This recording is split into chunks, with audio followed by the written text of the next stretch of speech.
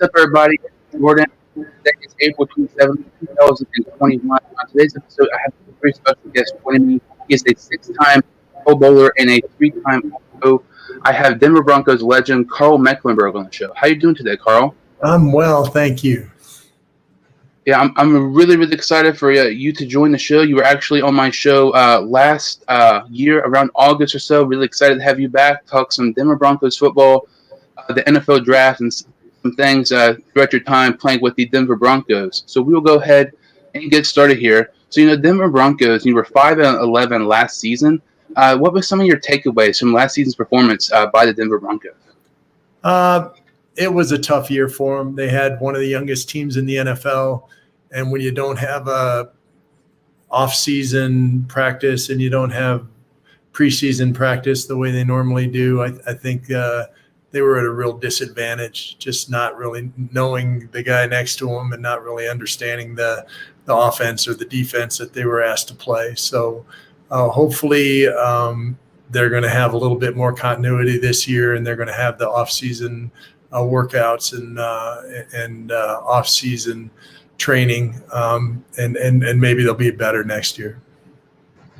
Denver Bronco fans are really split on quarterback Drew Lock. Last season, I'm actually a Bengals fan, but I was really, really high on the Broncos going to last season. It was a disappointing season, being last in the AFC West. Drew Lock, lots of Denver fans have mixed feelings about Lock. Lock, do you think he's the guy, or do you think you need to see more from Drew Lock? We'll definitely have to see more from Drew Lock, whether he's the guy or not. He's not going to stay in the league if he continues to have the issues he's had. That's fine when you're a rookie, even early in your second year. But he had some challenges, and the team had some challenges. They had so many injuries on defense, and really took out all their top players on defense. Cortland Sutton was their best receiver the year before. He was gone early on in the year and for the whole year. There's reasons. You can look at them as reasons, or you can look at them as excuses. Truthfully, Drew made some poor decisions during games. When you make a poor decision during the game, it's because he didn't prepare properly. He needs to be better at preparation. That's something I think he's come to realize. College football is much more about just athletics. When you get to the pros, it's about understanding the situations you're in, understanding your opponent, understanding what you're seeing in front of you on every single play, and if you don't study enough, then you're not going to have that opportunity. So he's a gifted kid. The question is he going to be able to handle the quarterback position mentally in the NFL, and that's as yet to be determined. Yeah, I think Lock has potential. And, last season, he was injured quite a bit, and there was so many injuries. Cortland Sutton got injured. Von Miller was out for the year, and they even had some guys, opt out of the season due to the coronavirus. But there's been, there's been for weeks now, there's been rumors about the Denver Broncos trading up to possibly get a quarterback. In my opinion, I'm not completely sold on that idea. Do you think that's a good idea, or do you think maybe they should stick with Lock for one more season? I think it depends on what their scouting staff, their general manager, their coaching staff has guys rated, and what happens during the draft. So much of the draft is adjustments to what happens. Usually in the top 5 picks, somebody does something that no one expected. So somebody drafts somebody who's like everyone else had as the third rounder, just some crazy thing happens, and all of a sudden opportunities open up. One of the real skill sets that a pro football player has to have is the ability to be decisive and act when an opportunity arises. So when things happen in a way that they don't expect during the draft, then maybe they can move up and get somebody they didn't think they even had a chance at, or maybe they can move back and still draft the guy that they wanted to draft. It's such a fluid thing to try to anticipate it from a distance. I think is just pure luck if you actually guess correctly. So I'm looking forward to the draft just to see what happens. But I was the 310th pick of the draft, right? So I mean, they don't know what they're doing. It's a wild guess of how a college kid's going to project into playing pro football. Yeah, personally, I think it would be maybe a better option if the Denver Broncos maybe select a quarterback in rounds 3 or 4 to put more pressure on Drew Lock. But, there's been reports quarterback Justin Fields is dropping in the draft stock for whatever reason. If he's there at 9, do you think Denver should take a chance on him at number 9? I think they will if that's a possibility. I would not be surprised even if they moved up to get the quarterback that they like. It's a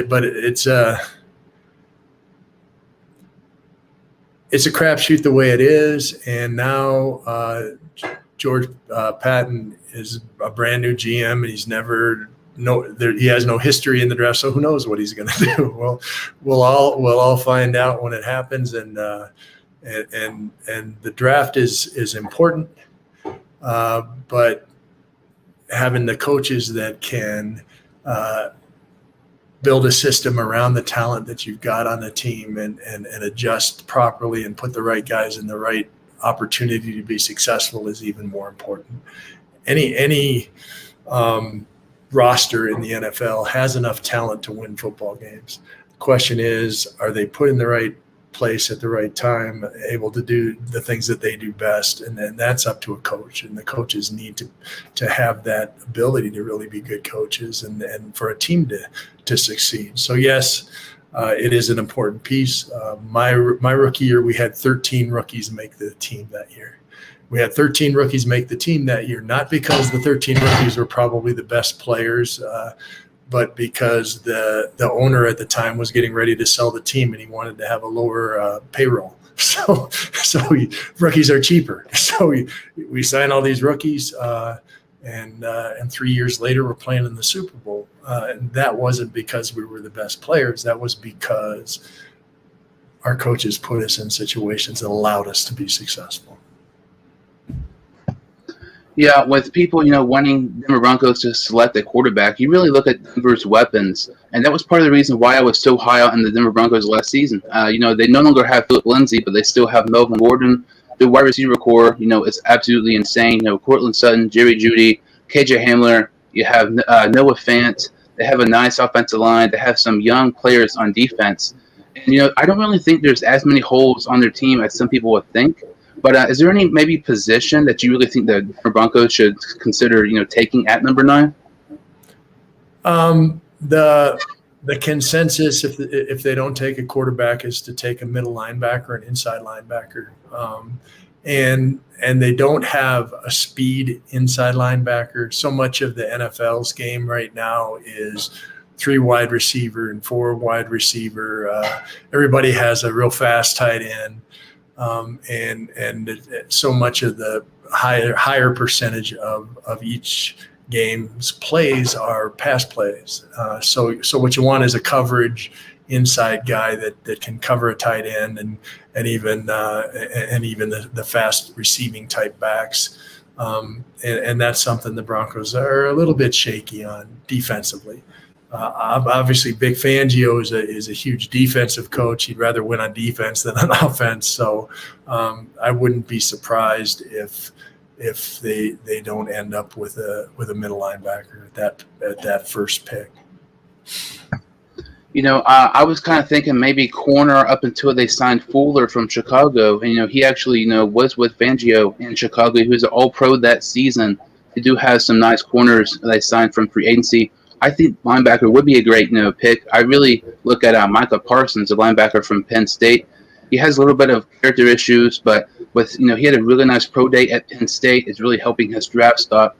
Would not be shocked at all if Denver, if they don't take a quarterback, would not be shocked one bit if they take Micah Parsons, at number 9. You actually played at Minnesota University. Minnesota has a great wide receiver prospect in Rashad Bateman. What are your thoughts on Bateman? And, if you had a pro comparison, who would your pro comparison of Rashad Bateman be? Yeah, unfortunately, I don't know a whole lot about Rashad Bateman. I did see the team play 2 years ago. Bateman had a good game.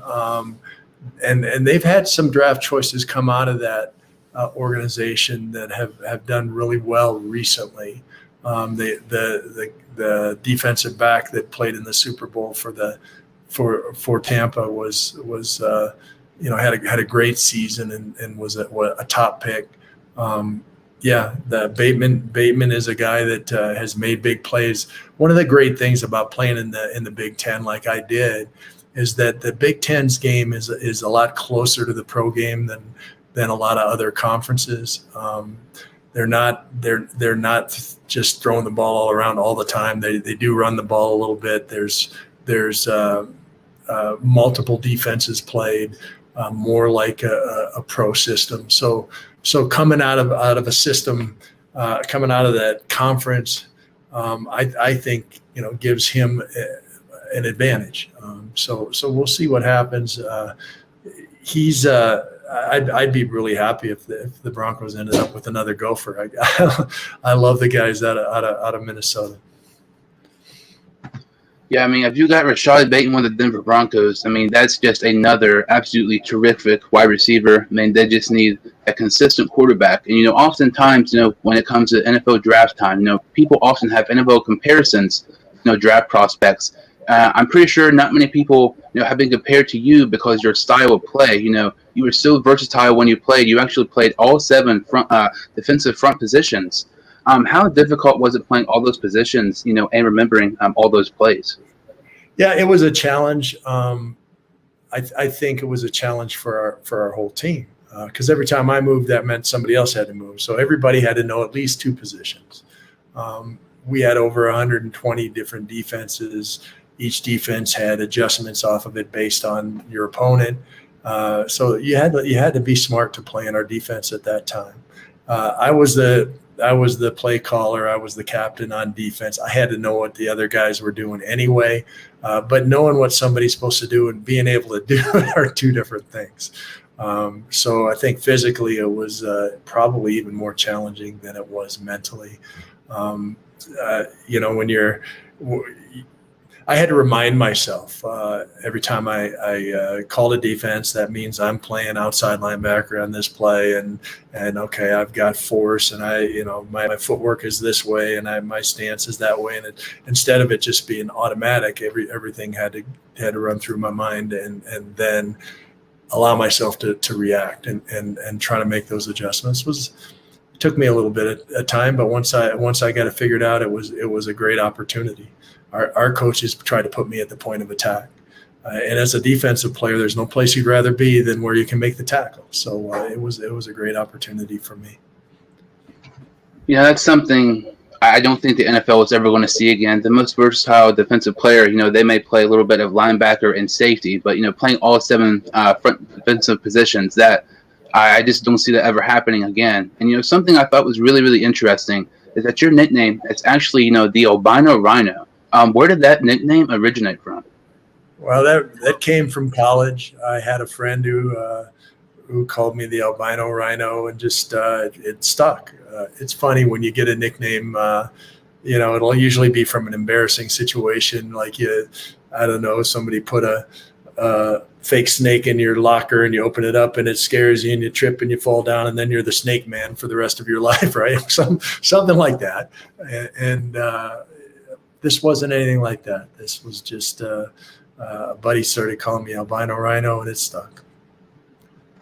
Yeah, that's really interesting. I mean, I've heard that so many times people talk about you and your play, but just never really heard where that originated from. You played with Denver your whole NFL career, and you had a chance to play with some great guys, like Shannon Sharp, Steve Atwater, and John Elway. But who were some players you played with during your time at Denver you believe were really, really good and underrated, who never really received the credit that they deserved? Well, number 1 on that list is Dennis Smith. Dennis Smith taught Steve Atwater how to play safety. He was a safety when I first got there, and just a tremendous athlete and a tremendous mental player too. He was when I was getting the front 7 lined up, he was the guy getting the guys in the back lined up. He was a 7-foot high jumper in high school. We had couple of defenses where he was man-to-man on the slot back as a strong safety. You don't see that. I mean, a lot of strong safeties have trouble being man-to-man on a tight end. And Dennis was an unbelievably gifted, athletic player who struck fear in people's hearts. I mean, he was old school linebacker, old school safety. I remember Thurman Thomas getting interviewed, and when the reporter asked Thurman, was there any team he didn't like playing against? He said, yeah, the Denver Broncos. Dennis Smith is crazy. So Dennis Smith had lit him up so many times. Just an unbelievable player. Greg Cragen's another guy. He was a tight end or a nose guard for us. It's an unbelievable nose guard. Kept the two blockers occupied all the time and allowed me to run free and make tackles. A small guy, like 265, playing nose guard, but was still just technically superior. Unbelievable player. Really kind of a glue guy. Stuck our team. Had a number of guys like that. Were just guys that would do whatever they could to help the team win, and that was Greg. There's a bunch of guys. Louie Wright was a cornerback when I first got there. You know, he didn't have the statistics that some cornerbacks get, and that's because he was so good. Nobody threw the ball over there because he was always covering his guy.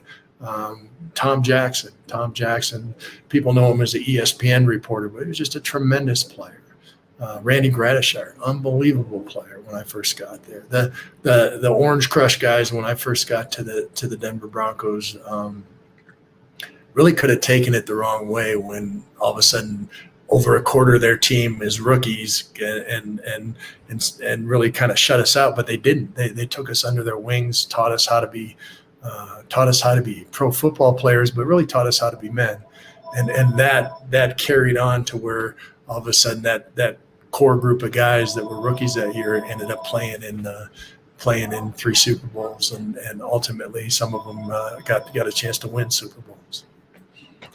Yeah, you mentioned Dennis Smith. He was extremely underrated. You know, if he played for a team like the Steelers or Cowboys, you know, who pretty much put, it seems like, every single player in the Hall of Fame, you know, he would definitely be, I think, you know, he has a Hall of Fame resume. You know, he's a great player, but, you know, playing with the Denver Broncos, not a top team, he just doesn't really get the credit he deserves. And I mentioned you played with John Elway. What was it like playing in a Hall of Fame quarterback with John Elway?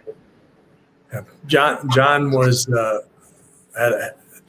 John had an influence across the whole team. He understood that leadership is the same as connectedness. That to be a great leader, you have to be connected to everybody in your organization, and he went out of his way to do that.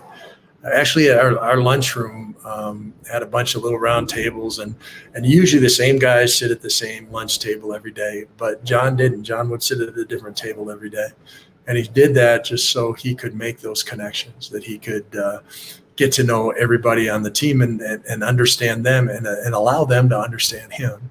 So John was a great leader and a guy. I mean, we took chances. We did things defensively that other teams couldn't do because we knew in the fourth quarter, if we kept it close, even if we got behind it, if we kept it close in the fourth quarter, we're going to win that thing with John Elway as our quarterback. Yeah, Elway, I mean, he's an NFL great. And, I mean, playing with him, I mean, had to be so much fun. You played, you know, with the Denver Broncos your whole career. So is there maybe like a favorite moment or like funny story of Elway you'd like to share? Yeah, you know, John and I had a conversation on the way back from my last away game. We're flying back from San Francisco. It was a bad year. It was Wade Phillips last year as head coach. We just lost again. It was my last away game. The way they have the seating arranged on these flights is the coaches sit up front, then the media and the guys that the coaches owe favors to sit in the middle, and then the players, youngest to oldest. So it's all assigned seating. John and I are the 2 oldest guys on the team. We're in the back row, and he turns to me with ice on his neck. He'd hurt his neck earlier that year, even though we weren't going to the playoffs. He still was playing because he knew it was important for the team. He had ice on his knee. He had hurt his knee in high school. He tore his ACL in high school, and they didn't know how to fix him back then. And if you don't fix an ACL, it dissolves and goes away, and it can't be fixed. So he spent his whole college and pro career with that knee shifting back and forth, chewing up cartilage. So by the end of every season, his knee's a swollen mess. And he turns to me and says, "Karl, I'm jealous, knowing I'm going to retire."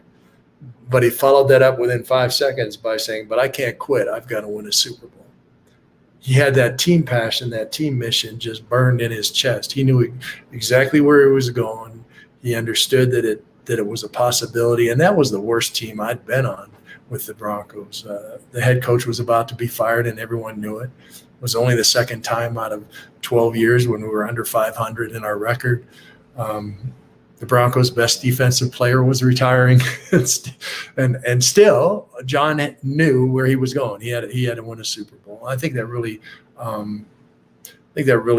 looks at the heart of the man. I mean, it was about the team thing. It wasn't about I got to beat Dan Marino's passing records. It wasn't about I got to go to the Pro Football Hall of Fame. It was I got to win a Super Bowl.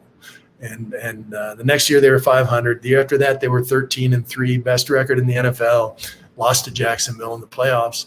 The year after that they won the Super Bowl. The year after that they won the Super Bowl again, and then John retired.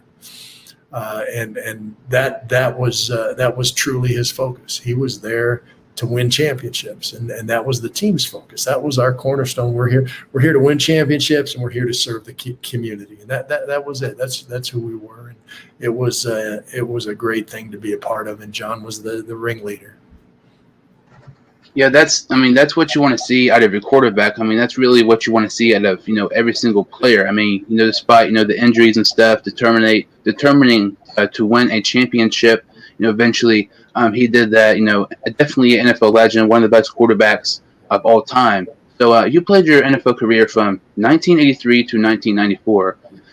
Back then it was a much different game in today's NFL now, a lot less safer. In today's NFL, how many concussions would you say you had during your entire football career? My entire football career, pro or from the time I was 10 years old? Everything. Everything. I don't know. If you know, then you didn't have that many, right? So I mean, over 10. I had a bunch. And when I was playing, you come to the sidelines. The trainer would give you how many fingers. You respond to, and it's always 2, so it's 2. If you can remember 2, then you're good. You go back in. Now it's go to the tent and get evaluated, and the game's safer. That's a good thing. When I played the game, the idea was to knock each other out. That was it. I was going to hit you as hard as I can. You were going to hit me as hard as you can, and we'll see what happens. I was good at that game. I was a physical player. I don't know if I'd make it in today's game. They don't practice live. They're running around in shorts. I don't look good in shorts. That's not the way it works for me.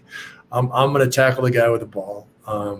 But they don't tackle in practice. So how do you make a team when you're an afterthought and you don't have a chance to prove yourself? I think that's one of the reasons maybe the level of play has gone down, that you're not seeing you're not practicing full speed. You got so many injuries because the guys that are going to get injured don't get washed out during training camp. We had 5 weeks of 2-a-day practices. If you were going to get hurt, you were already hurt. You don't ever make the team. So now those guys are getting hurt during games, and then they got to catch other people up to speed, and it just really doesn't work, I think, as efficiently as what we were doing. Yeah, like I said, today's NFL is much safer, and with everything, with the research and CTE, and realizing, concussions are so bad and everything. Looking back, have you realized, how bad it was? Do you think you still would have played football? I love playing football. Yeah, I'd have played. The risk. I think one of the things that sorts out a professional football player from other people who are, would maybe want to be a football player is pain tolerance. And another thing is that you don't think about the future. That's not part of your makeup. You're not the guy worried about your 401k or whatever. You're just living in the moment. And I think most of the guys that played when I played understood that they're going to have a limp when they're old, and they're going to have aches and pains and those issues, and they didn't care. Now they didn't. Now none of us, I think, realized that there was going to be CTE and issues like that, and that's a whole nother ballgame. But the NFL rosters are still full. There's guys playing, even though they know that CTE is a thing, even though they know concussions are dangerous, even they know, that they understand these things now.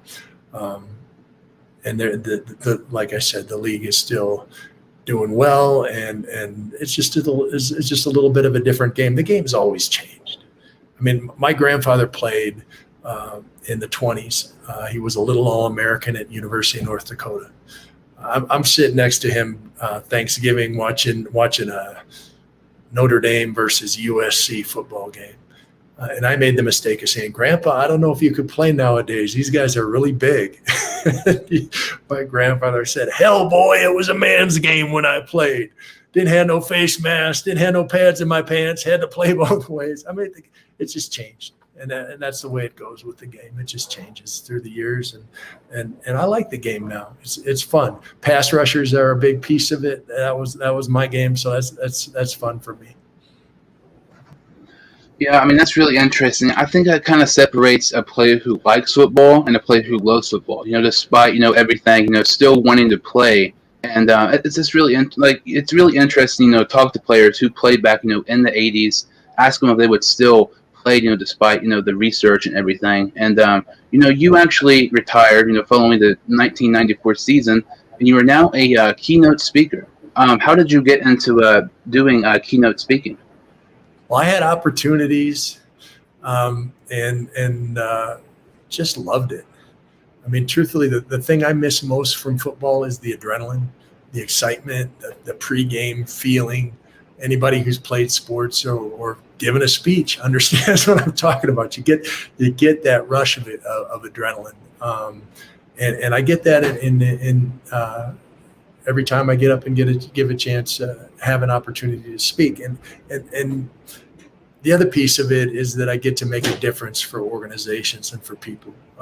I love making a difference in people's lives, talking about universal keys to success that they can apply not only in their businesses, but in their personal lives. I talk about teamwork, courage, dedication, desire, honesty and forgiveness, goal setting, universal, unchanging keys to success that allowed your grandparents to be successful and will allow your grandchildren to be successful. So it's a great opportunity for me. I do about 40 speeches a year, and actually have for longer than I played pro football. I've been doing this now 16 years, and just love it. So is there maybe like a website or something that people can look at your keynote speaking? Certainly. They can go to karlmecklenburg.com. I'm up on all the social media at Karl Mecklenburg. You can even misspell Karl Mecklenburg a few different ways and still find your way to my website. So karlmecklenburg.com, there's video there, there's client feedback there, there's more longer explanation of what I'm going to do for you when I'm there at your meeting or inside your company. Love meeting people, love helping meeting professionals put on memorable events. That's my passion now, and I have a couple of opportunities coming up to actually do some in-person stuff, which is awesome because virtual it's fun, but it's not quite the same as shaking hands and posing for photos and asking questions and interacting with people the way you can live. I actually have one final question here. You're a 6-time Pro Bowler. You're a 3-time All-Pro. Did you make your case to be in the Pro Football Hall of Fame? Yeah, I did something no one ever did before. I played all 7 front positions at an All-Pro level. I had great teammates. There's no question about that. But we went to the Super Bowl in 86, 87, 89. I missed 6 games in my 12-year career. All 6 of them were in 88. Did I make a difference to the team? I think I made a difference to the team. I mean, yeah, absolutely. I really think you should be in the Hall of Fame. Like you said, you've done something that's never been done before. It's definitely going to never happen again. I mean, you had over 1,000 tackles. You had over 75 sacks. I mean, you are a Denver Broncos legend and really need to be more considered to be in the Hall of Fame. So can you tell some of the listeners where they can follow you on social media and everything? Yeah, like I said, at Karl Mecklenburg, I'm on Facebook, Twitter, LinkedIn, just about all of them. So, look me up there. Love to interact with you there. Definitely go to my website if you want to learn more about speaking. Send me an email. The email's on the website. Give me a call. I'd love to talk to you. There's lots of opportunities to make a difference in people's lives for your team. I talk about teamwork being the ultimate, leadership being the ultimate expression of teamwork, and leadership has to be across the entire organization. I look at leadership as the clarity and consistency of your commitment. For the Broncos, it was winning championships and serving the community. The cornerstones of your organization, those are huge. Your day-to-day commitments, as far as for us, it was preparing to win each game. Go into every day preparing to win each game, and then that connection piece that I talked about with Elway. That's what leadership is. It's clarity and consistency of those things, and your people can align in that way around your cornerstones. It makes a huge difference for just day-to-day life. You know, it's fun going to work when everybody's heading in the same direction. There you have it. Denver Broncos legend, 6-time Pro Bowler and 3-time All-Pro Karl Mecklenburg. Make sure to go follow him and check him out on his website and social media. I will put all the links in the description below. Make sure to like this video and subscribe to the channel. I would really, really appreciate it. And I will see you all next time on the Sports Studio.